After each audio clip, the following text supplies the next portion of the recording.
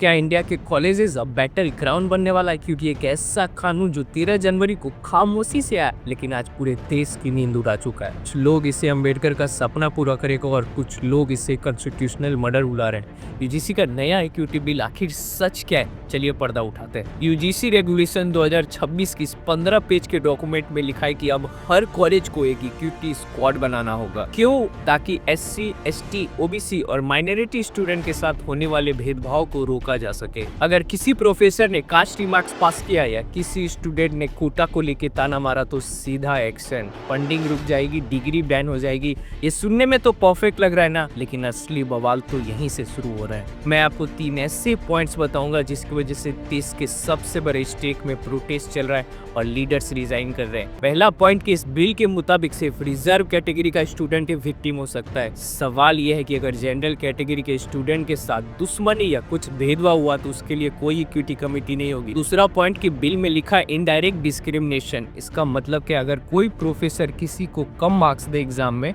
तो उस पर भी डिस्क्रिमिनेशन लगाकर केस ठोका जा सकता है। तीसरा जो सबसे मेन पॉइंट है, इस कानून को वेपन बना सकते हैं। बिना किसी सॉलिड प्रूफ के किसी का कैरियर बर्बाद किया जा सकता है। हर एक सिक्के के 2 पहलू होते हैं। अगर दूसरी तरफ देखें तो पिछले 10 सालों में ब्राइट स्टूडेंट ने सिर्फ इसलिए जान ले ली क्योंकि उन्हें जाति के वजह से मेंटली टॉर्चर किया जाता था। सुप्रीम कोर्ट ने साफ कह दिया कि यूजीसी को सख्त होना पड़ेगा। ये बिल उन दबे हुए लोगों की आवाज बनकर आया है जो सदियों से भेदभाव सहा है। क्या ये बिल वाकई इक्वालिटी लाएगा या कैंपस को हम वर्सेस तुम की लड़ाई में बांट देगा? एक तरफ है हिस्टोरिकल इनजस्टिस को खत्म करने की कोशिश और दूसरी तरफ है फ्यूचर इनजस्टिस का डर। देखिए, मेरा मानना यह है कि दोनों तरफ ही कुछ लोग ऐसे होते हैं जिनके वजह से ये सब होता है। इसके वजह से सबको पीसना ये सही बात नहीं है। कानून सबके लिए एक होना चाहिए।